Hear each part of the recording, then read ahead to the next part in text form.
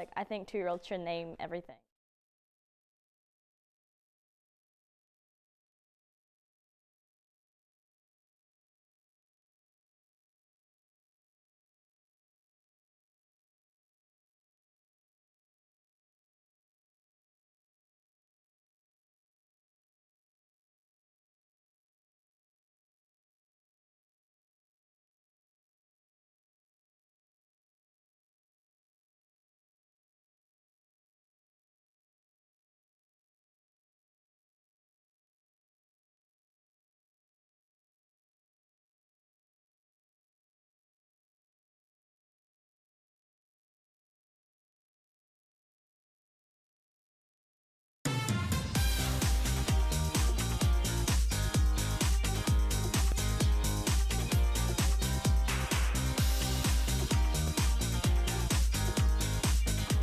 You're watching WEAR News, the Morning Current on WFGX. Good morning. It's 7 a.m. on a Tuesday, and thank you so much for joining us. I'm Laura Hussey. And I'm Jared. Well, let's right to it now. A family in Milton looking for help. They're trying to find their missing daughter, 15-year-old Adriana Hernandez, last seen on Tuesday, April 7th. A statewide Amber Alert was issued Monday morning in connection to her disappearance. At first, they were treating her disappearance as a runaway situation, but now authorities believe she may have been taken against her will. WEAR's Aria Circa joining us with that and more. What do we got? Good morning. Adriana's parents tell WEAR she has never run away from home before, but they woke up early Tuesday morning, and that's when they found out she had vanished. An urgent search is now underway across state lines. Adriana's father, Alejandro, says her parents and the whole family are worried. He's pleading for her to come back. WEAR asked him if he believes she was kidnapped. No sabemos realmente. We don't really know. We can't speculate about that, he says. But I do know there are some adults who are manipulating her because Adriana is a girl who has never left home, and I believe someone is behind this. Adriana, please, if you are seeing this, reconsider. Your parents are worried. Come back home. We miss you. I mean, we need you here. The Florida Department of Law Enforcement says Adriana may now be in Georgia. She is 5 feet 1 inches tall, 130 pounds, with brown hair and brown eyes. She was last seen in a black t-shirt with the word Reebok written across it in red. The Santa Rosa County Sheriff's Office and Florida Department of Law Enforcement are asking anyone with information about Adriana's disappearance to contact them immediately. Laura, Jared. A lot of comments on this on social media, many sending simply prayers for the girl and her family. Brandy says this is so disturbing. Prayers for her family. Darlene writes, prayers for safe return and unharmed, prayers for the family. And Deborah says simply, my mama heart breaks for her. 2 Escambia County corrections officers are now facing charges after an inmate apparently found beaten. Our source on this, northescambia.com, and they are citing arrest reports. The first thing they're reporting is that Officer Sharif Hale of Cantonment is charged with felony battery with great bodily harm as well as tampering with evidence. Officer Larry Martin of Flomaton charged with providing false information to law enforcement. Mugshots not released. As you may know, corrections officers are exempt from that. Now, the report says this incident happened in the early morning hours of March 15th. It says the men went into the victim's cell during the lights out period, and a witness in the report says one officer said they had to teach the victim a lesson for, quote, talking smack. Now, that victim later found with a severe hand injury requiring some surgery and a rod insertion, a cracked molar, as well as head injuries. The victim told investigators that they stomped him while he was in his bunk and that they twisted his finger. Investigators say the officers went back to that cell later to retrieve a broken bracelet and a fragment of the victim's tooth. Report goes on to say that Martin tried to calm Hale down after the initial encounter, but lied about what happened during multiple interviews, claiming injuries were self-inflicted. Right now, both men are out on bond. The victim has only been identified as a 35-year-old Pensacola man who is in jail without bond on an aggravated battery charge. It is 7:04. Good morning to you. Glad you're with us on the Morning Current. Let's talk about the good news in the weather department. Oh my gosh, Brooke, just look at the sky behind you and the Gulf. It all looks pretty good this morning. It's looking gorgeous. We have nice weather lasting not just today, but really through your entire week. We have this gorgeous forecast. We are looking at a few passing clouds now. It is still going to be mostly sunny though for the afternoon. Starting off in the 50s and the 60s, it's already 60 Pensacola, 53 Navarre, 62 in Destin, 52 in Jay. We do have 52 in Fairhope. We're going to be looking at your temperatures continuing to warm up, 70s and 80s for your afternoon highs. Radar stays dry for us. We're going to be looking at a few passing clouds. We'll have a chance of some fog overnight, but it does look very isolated and patchy. Most of us just looking at some calm weather. Winds are calm. We're not looking at too much of a breeze, but the flow is more out of the south. That'll help to increase a little more humidity later on today, so you'll feel a little bit more mugginess. It is going to be beautiful though. We'll have a mid to upper 70s by the time you hit about 11 a.m. So already a quick warm up there. And then for the afternoon, that's where we do have the upper 70s and low 80s. We'll talk more about this lovely forecast and we'll take a peek at the weekend coming up. Let's get a quick look outside I-10 near Pensacola Boulevard this morning. Proper merging happening and no issues there to report, or anywhere else for that matter. With the war in Iran now in its 7th week, a second round of talks could start as soon as Thursday. It's being reported by ABC News that a source familiar with the negotiations says the U.S. proposed a 20-year minimum suspension on Iranian uranium enrichment rather than a permanent end to it all. And they're saying the administration also suggested, quote, all kinds of other restrictions, though they did not elaborate. The New York Times is reporting that Iran has only agreed to suspend enrichment for up to 5 years, and President Trump rejected that. After the peace talks failed during the weekend, the president ordered a U.S. naval blockade of Iranian ports. Today, oil prices round about $100 a barrel. Average price of gas in the U.S., $4.09. And the president is suggesting those numbers could stay elevated for months. And there's this, Pope Leo standing by his message of peace after being criticized by President Trump. The pontiff called some recent comments from the president, quote, unacceptable. And you may have seen them last week. The president posted online a threat to wipe Iran off the map if it did not reopen the Strait of Hormuz. Then after the Pope's comments, the president said he's not a fan. He said the Pope is not doing a good job. Pope Leo spoke to journalists yesterday. The things that I say are certainly not meant as attacks on anyone, and the message of the gospel is very clear. Blessed are the peacemakers.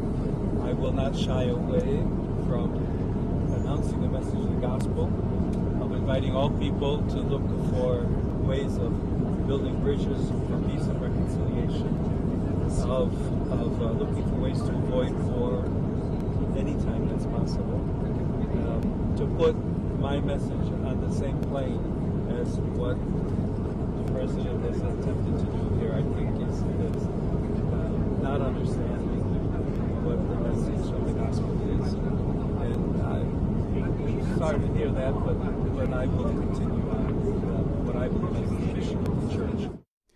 Archbishop Paul S. Coakley, president of the U.S. Conference of Catholic Bishops, says he was disheartened by the president's comments. And he released a statement saying Pope Leo is not his rival, nor is the Pope a politician. He went on to say he's the vicar of Christ who speaks from the truth of the gospel and for the care of souls.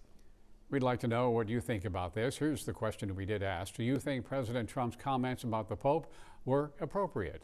21% said yes and 79% said no. And another huge controversial post from President Trump, which he is defending now, an image he posted to social media over the weekend. The image AI generated, Trump is glowing, as you can see here, with his hand on what appears to be a sick man's forehead. The image widely interpreted and criticized as the president being depicted as Jesus. Now the president is saying that wasn't the intent. He says he thought it was him as a doctor, depicting him as a Red Cross worker, and he says, quote, only the fake news would say it depicts him as Jesus. The post comes shortly after the president did criticize the Pope.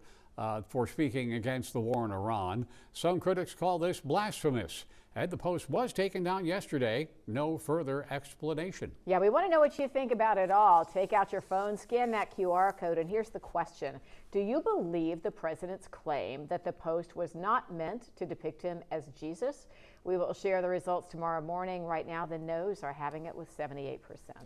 Israel and Lebanon apparently scheduled to hold talks in Washington today. Secretary of State Marco Rubio set to host those talks. And according to Lebanon's health ministry, Israel's offense on Lebanon, as well as the Iranian-backed Hezbollah targets, have killed more than 2,000 people so far. An official says the talks will focus on security for Israel's northern border, supporting Lebanon's push for full sovereignty as well.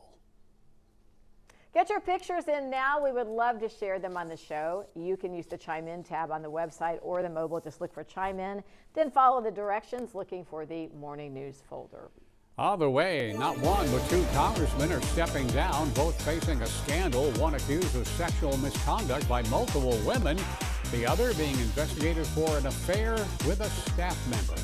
And House lawmakers vote today on a bill geared to making flying safer in the U.S. Its connection to the deadly mid-air collision over D.C. last year coming up. I'll go with a heavy sigh, but then a cup of coffee to make things better, right? Let's take a coffee break. Let's do that.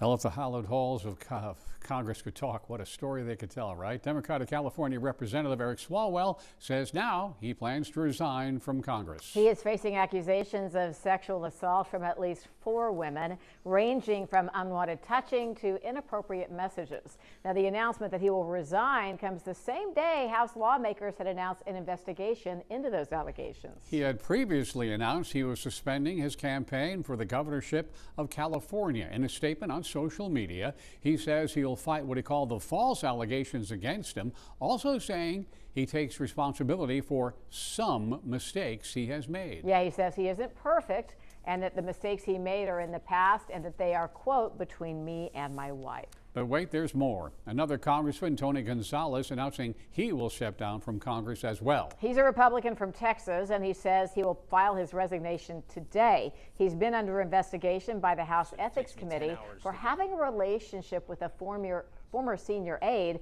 That staffer did later die by suicide. Now, last month, he did acknowledge the affair and ended his bid for re-election. Last week, previously unreported texts were published that Gonzalez allegedly sent to his campaign's political director in 2020. And his decision to resign just comes days before he faced the possibility of a high-stakes House vote that could have kicked him out of his seat. From D.C. now to California, the man accused of throwing an incendiary device at OpenAI CEO Sam Altman's home is facing now attempted murder and attempted arson charges. The FBI, as well as local authorities in San Francisco, announced those charges yesterday, and they identified the suspect as 20-year-old Daniel Moreno Gama. They say after attacking Altman's home, the suspect went to OpenAI's San Francisco headquarters, hit the glass doors with a chair. Well, that's where police arrested him. FBI apparently raided Moreno Gama's home in Texas yesterday. San Francisco's police say they found a document Moreno Gama wrote that opposed AI, talked about killing Altman. He is set to be arraigned today, could face more charges related to domestic terrorism. The man who says his wife fell overboard and disappeared into rough waters in the Bahamas has now been released from custody. All right, Brian Hooker taken into custody April 8th after his wife Lynette's disappearance. The couple on a dinghy in the Bahamas, he says she fell overboard. He was questioned for days about her disappearance as well as their relationship. Brian was released yesterday. Attorney says there's no evidence against him. He's claiming it was all a boating accident and denying any wrongdoing. 55-year-old Lynette has not been found. The Coast Guard had previously opened an investigation, and that is still ongoing. The Florida teenager charged with sexually assaulting and killing his stepsister on a cruise boat has been indicted and will be tried as an adult. Federal prosecutors are referring to the 16-year-old suspect as TH. Back in November, 18-year-old Anna Kepner was found dead on a Carnival cruise ship while on vacation with her family. She was a senior in high school. The medical examiner's office determined Kepner's cause of death was mechanical asphyxiation. TH was named a suspect the same month. The case was sealed because he was being treated as a juvenile. He is now charged with first-degree murder and aggravated sexual abuse. TH could face life in prison. An aviation safety bill in response to last year's deadly mid-air collision near Washington, D.C. is up for a vote today. They're voting in the House on the ALERT Act. NTSB says the legislation includes its recommendation to require all aircraft flying around busy airports to have key locator systems. And this would tell pilots more precisely where other aircraft are that are flying around in the same general airspace. The NTSB has recommended this requirement since 2008. They say it would have prevented last January's mid-air collision between an American Airlines flight and an Army Black Hawk. Some lawmakers and families of the victims of that crash say the bill does not include a deadline to ensure that those requirements are actually met.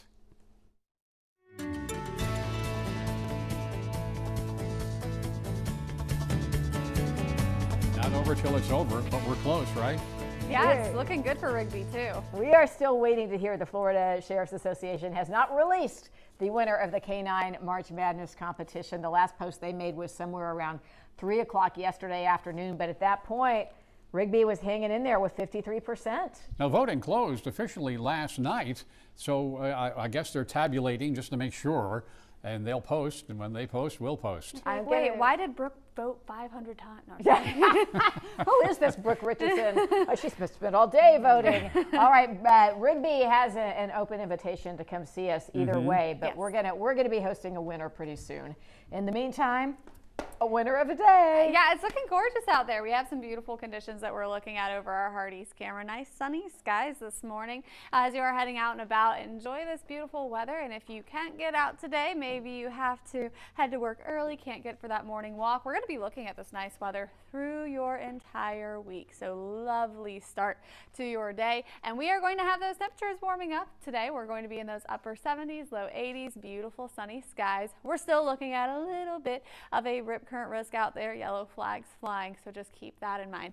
And that's where you're headed today. Outside, it is looking lovely. We do have calm conditions over our radar. We're going to be looking at our dry stretch of weather continue. The one thing that we could start to see as we go into the next couple of days, Wednesday, Thursday, Friday, maybe seeing a chance of some morning fog. You can see it starting to develop here.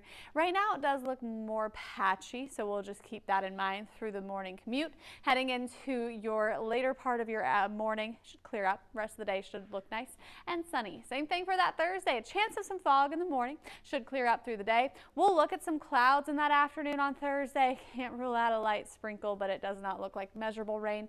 All of us are really looking dry. We're not going to be seeing much of that rain moving forward. And this is our pattern heading into Friday, Saturday, Sunday. So dry weather for the week, dry weather for the weekend. It does continue a dry spell for us. We're under severe drought conditions, and just to our east, they're seeing extreme drought conditions, Panama City, exceptional drought conditions, but just closer towards Jacksonville. So that's what we are watching across North Florida. So it has been a dry stretch, so something to be mindful of. Now, outside of that, your temperatures, it's going to be warm. We're in the 50s and the 60s right now. Your highs getting into the upper 70s, low 80s. It's going to be a warm one today, and that warm weather forecast is going to be what we have through the end of the weekend. So it's going to be looking quite warm all the way into Saturday, Sunday, staying in those 80s for even the coastline. So it's a nice warm spring-like pattern for us. Coastal conditions, your Seatow Marine forecast, 2 feet for the Gulf. Winds are variable at about 5 knots. And we are also looking at your yellow flags flying with a moderate rip current risk. Here's a look at that week ahead. It's looking lovely today. We'll have plenty of sunshine. Beautiful weather does continue as we go through the week. 20 after 7 o'clock with a live look at I-10 near Pine Forest Road. And showing her stuff week after week, and we'll give you a sample of this week's performance. Stay with us.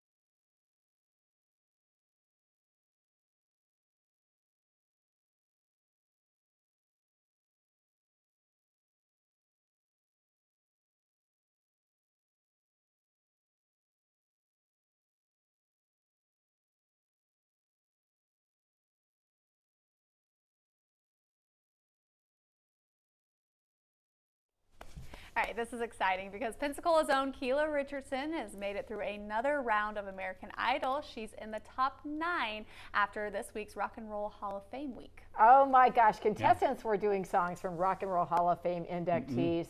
Her mentors for the week were rock legends Pat Benatar and Neil Giraldo. Can you imagine Pat Benatar as your mentor?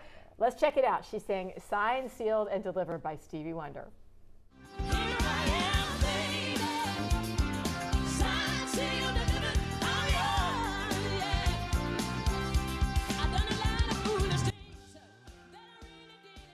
I'm unaware of her competition, who she's up against, but clearly she owns the stage and knows how to work the crowd. You know, you've got to sing, but you got to have all that other stuff going too, I think, to be an American Idol, and she clearly has it. I think the judges agreed with you. They were saying incredible stuff about her. But Luke Bryan saying that he'd never seen her. He literally used the word speechless. Look at Lionel Richie standing up, and Carrie Underwood said she was absolutely amazing, which of course we knew. Now, a little more to the story, of course. Drew, her son, with her, always in the crowd singing. But even more than that, ladies and gentlemen, a little more representation from the city. The mayor, D.C. Reeves, and his daughter traveled to the show with cards signed by many of our citizens.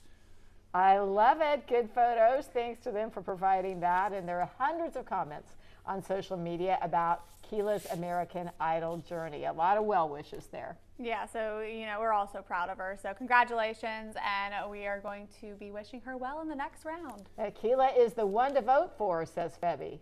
Also from Ann, awesome. You deserve this, Keela. So proud of you making it to the top 9. Sonia says she's really a special gal. She's got a good chance to win. I feel the Holy Spirit from her. Oh, I got chills. What a cool comment. Chime In is sponsored by Pensacola Habitat for Humanity. Well, good morning. Karen Thomas taking a walk around Soundside Reserve is the title of this photograph. Look at that. Nice. And this is from Rebecca Henson. This is Wendell, a 3-year-old pit mix that's been in the, this is That's not not Wendell, no, but we'll try to find Wendell so we can show you a little bit later, because Wendell is looking for a home after 2 years in the shelter, and we would love for it to happen today on the Morning Current. This is just a very adorable dog, though. I'm trying to remember that one's name. Oh, anyway, thank you for all the shots. The short-term memory will evade you when you get to be a certain age, Laura. Jared, you're not being nice. Back to the hard news. A Florida doctor has been indicted now after investigators say he removed the wrong organ during a surgery. Details on this, the charges he faces, and more in a moment.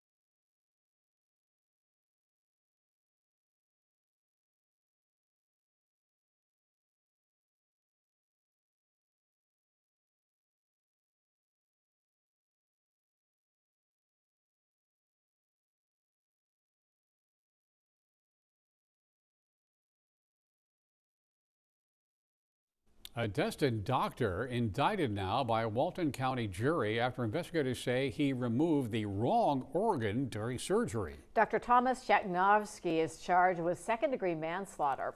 70-year-old veteran William Bryan of Alabama went to Ascension Sacred Heart Emerald Coast in Miramar Beach to have his spleen removed in 2024. Investigators say Bryan bled out on the operating table after his liver was mistakenly removed instead. Cheknovsky is now in the Walton County Jail. No bond. Nearly 200 comments so far about Cheknovsky's indictment. Robbins says the organs look totally different and are on opposite sides of the body. I would say the assistant and staff have some culpability also. Yikes. Also from Cornell, hope he gets the maximum penalty. No excuse for this. And Dave says good, and he should never practice medicine again. Good morning. It is 7:30. Welcome again into the Morning Current. We are so happy to have you with us and to have meteorologist Brooke Richardson. We are just loving this week. Yeah, it's looking gorgeous out there. We're going to be seeing just perfect weather. It's going to be a nice copy and paste forecast for you as you head into your week. We're going to be looking at temperatures staying 50s and 60s through the morning, getting into those 70s and 80s for your highs, mostly sunny skies. It does look beautiful well into the end of the week, so we don't really have too much of a change here. You can see 50s and 60s right now, 60 Pensacola, 53 in Navarre, 49 Crestview, 54 in Crestview. That makes more sense. 55 in Jay. We will be looking at those temperatures, 70s and 80s today. It's going to be lovely. Your radar staying dry. It's just a perfect weather forecast for you. Your winds are nice and calm. We do have more of a southerly flow. It is going to be a little bit light out there in terms of the winds. Not going to be looking at too much of a breeze for this afternoon. Heading out and about, your out the door forecast, it's gorgeous. 70s and 80s for your highs inland. That's where we'll have temperatures closer to the mid 80s, mid to upper 70s for most of us along the coastline. And then as you head into the evening, we drop back into the 60s and the 50s. Just a perfect start to your day today. Lovely weather as you head into that weekend. Something to watch out for if you travel around I-10 and Pine Forest. You're looking at the traffic on the interstate moving smoothly, but we are hearing about an accident at the on-ramp at Wild Lake Boulevard. So while we are not receiving a specific report of a roadblock, we are told there are injuries with this accident. So please be careful and give yourself some extra time in that area. Now, they say speed kills, but a lot of people not getting the message. Gulf Breeze police trying to crack down on super speeders and speeders in general on the 3 Mile Bridge. Ever since Florida's new super speeder law passed in July, they've arrested 19 people specifically for that offense. Gulf Breeze Police Chief Rick Hawthorne says most of those arrests have been young men, 18 to 20 years old. Going on to say, with the summertime coming, his department is prepping to up its partnership with the Pensacola Police. Both have jurisdiction over the 3 Mile. Just so you know the law, going more than 50 miles an hour over the posted speed limit is considered a criminal offense. If someone is convicted, they would spend up to 30 days in jail. They could be ordered to pay a fine of $500. Now, penalties are doubled on the second offense. Points accrued on your license are doubled once you are charged. Dozens of comments around this one. Let's start with Michael, who says, I'm 58 years old. I've been driving since I was 16, and I can honestly say there has never been a time driving on the old or new bridge that I didn't see a speeder. Travis writes, you can do 65 at that bridge and people pass you like you're standing still. And Sierra says the locals ain't the problem. Anybody that's from here or has been here for years know you don't speed in Gulf Breeze, not even 5 over, because those lights will get you. More Americans are making cuts to extra streaming services, trying to save some money somehow, right? Yeah, we talked about this one yesterday. 40% of Americans in a recent poll said they have cut back on entertainment subscriptions in the last 3 months over financial concerns. The average household spends how much, do you think? $69 a month on streaming services. Now, your millennials pay about $79 every month. So we asked you this question: what would it take for you to cancel your favorite streaming subscription? Like, how much of an increase would make you do that? At 36%, a $5 increase is where we started to have people saying, yes, I would give up that platform at that point. 32% said, yeah, the increase of more $5 or more would make them cancel. All right, hang on tight, Netflix. Pensacola will end its meal service, we understand, as of today at the Cobb Center. The city's been serving meals at that center for more than 20 years, partnered up with the Council on Aging, helping to feed seniors in the community. So the last lunch today is at 11 a.m. Then tomorrow, organizers are holding a community meeting at the Cobb Center. If you are interested in finding out more about that, they say people should start arriving at 9 a.m. Well, the bills keep adding up more and more, especially if you're raising a child. We'll have a breakdown of what it costs year by year and the average cost to raise your child to the age of 18. And a wholesome moment caught on camera as one of the astronauts on Artemis II reunites with her pet. But first, I just can't. I can't with all the hugs and the dogs and all the good stuff. we're going to take a coffee break. Join us, it'll do you good.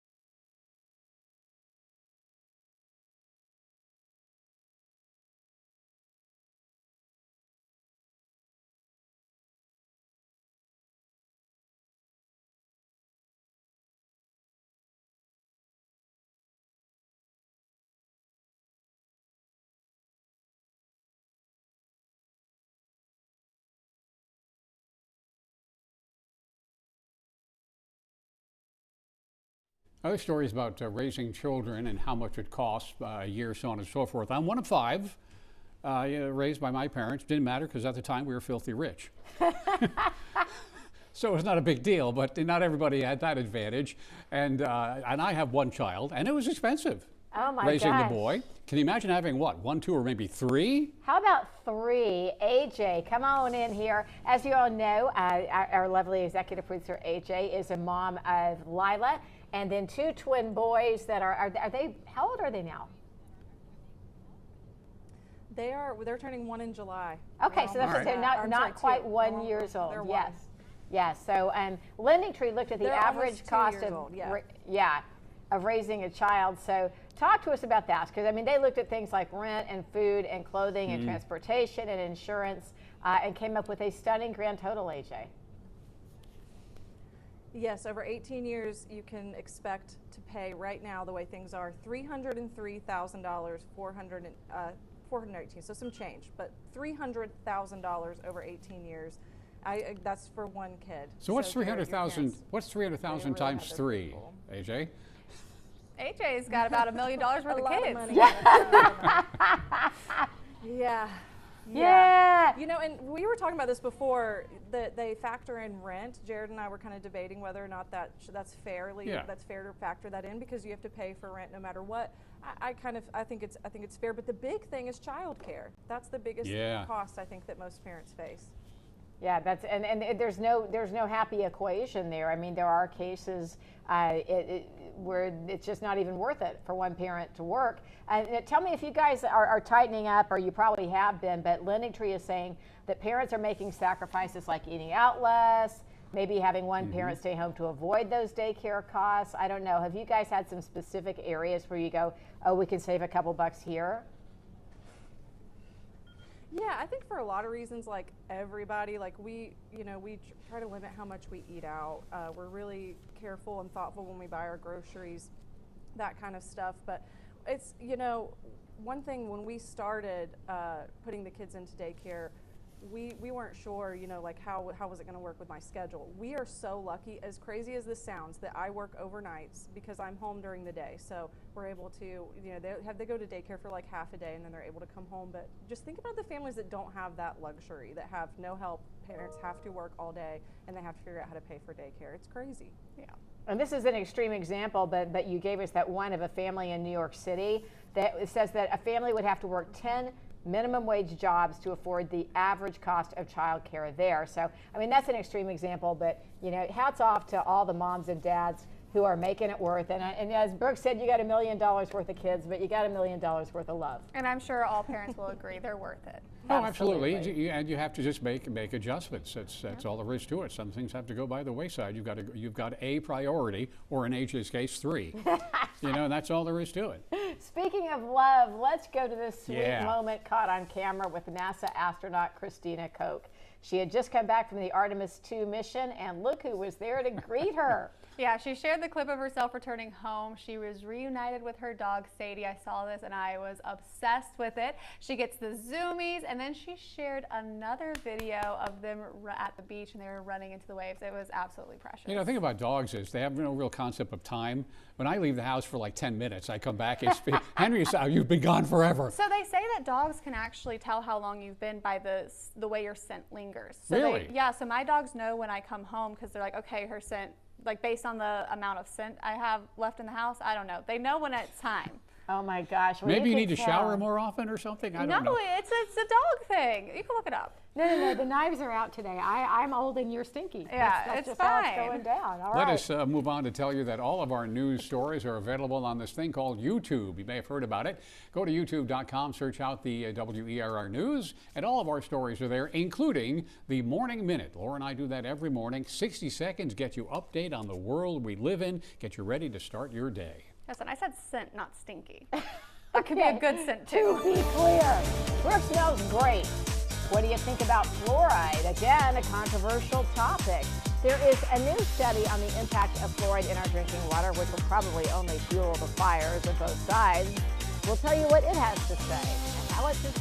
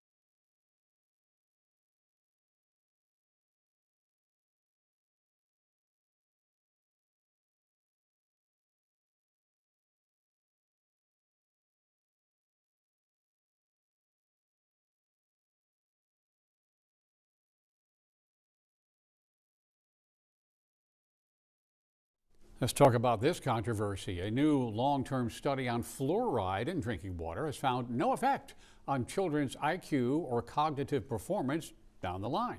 The research was published yesterday in the journal Proceedings of the National Academy of Sciences. It was the first study to measure community water fluoridation exposure during childhood in the U.S. and any potential impact on cognition up to age 80. 10,000 plus people involved in Wisconsin. Data collection started way back in 1957. People apparently taking an IQ test at age 16, then every decade or so down the line.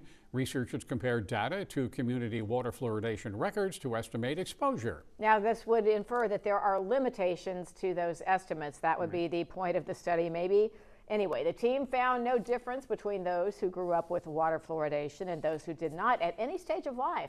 This essentially extends previous research, which found no impact up to age 60. Florida, as you know, as well as Utah, recently banned drinking water fluoridation. Other states have pending legislation. In Birmingham, now there's a legal battle to restore the fluoride into the drinking water. And the acting CDC director weighed in, saying it's really all about the amount. While calling fluoride essential for oral health, he also warned that too much could have neurological and developmental impacts, suggesting more research is needed on dosage levels. Now, at pre-specified levels in water, medical groups agree that fluoride can reduce tooth decay by as much as 25%. The optimal level of fluoride in drinking water is 0.7 milligrams per liter. That's about 3 drops in a 55-gallon drum. So if you'd like to weigh in on this one, scan the QR code on your screen. You'll answer our question, do you think fluoride should be in community drinking water?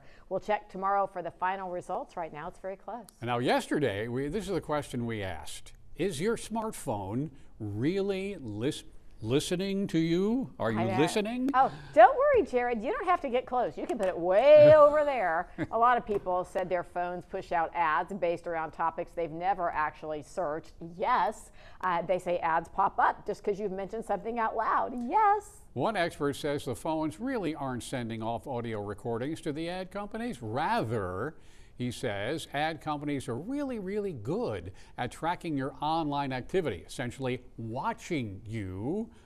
Most people don't buy it. Yeah, most people don't buy it, but we wanted to know what you think. Do you think your smartphone is listening in on your conversations? Well, there you have it. We can't all be that delusional, right? 90% said, of course, they're listening. I'm getting a message saying, no, I'm not listening. Just kidding.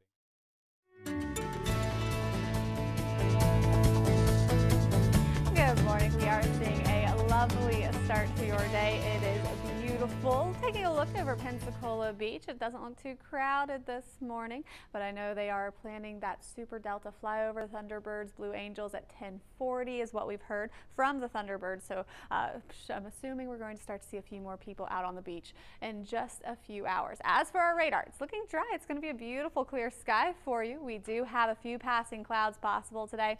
It's going to be a stunning afternoon though. Temperatures are going to warm up as you head into that afternoon. We do have a little chance of some fog as you head into the morning. We'll be looking at that chance of fog.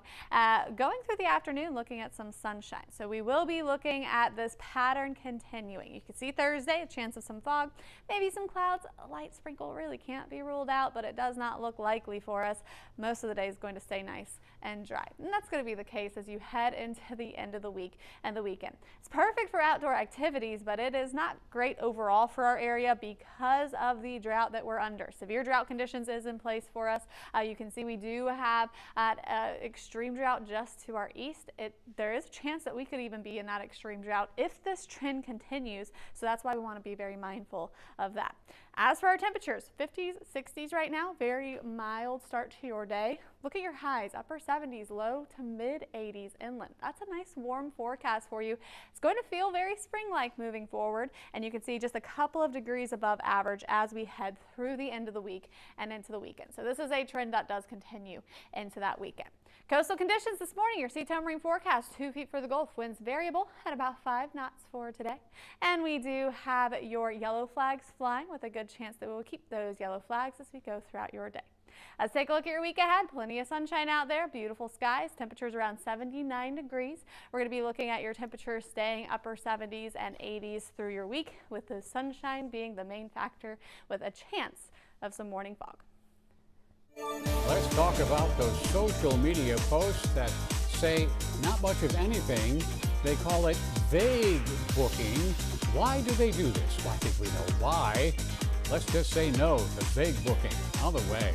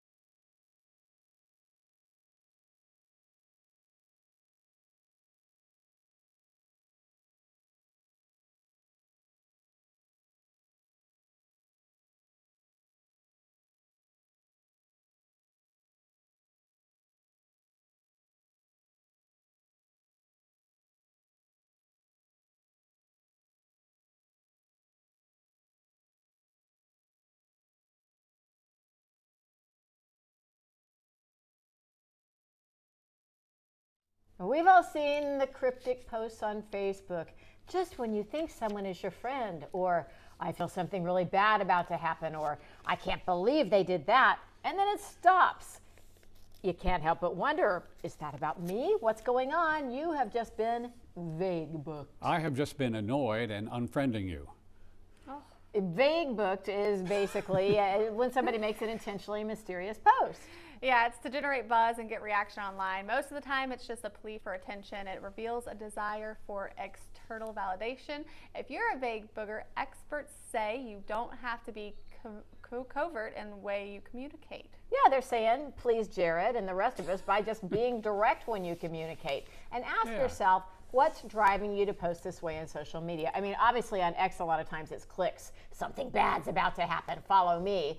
But experts say a lot of this is about, as Brooke mentioned, attention. They say, however, Jared, have some compassion. Try not to dismiss somebody just because of their vague posts. Just because they're annoying? They're really a call for connection. So is that what they say it really is? Well, I'm reading what they wrote. It's a call for connection. I take it all back. I'll say, what? You know, you can unfollow instead of unfriend. Oh yeah, then they never know. Yeah. Yeah. Pro tip. You won't believe what we're going to do next. We'll be right back.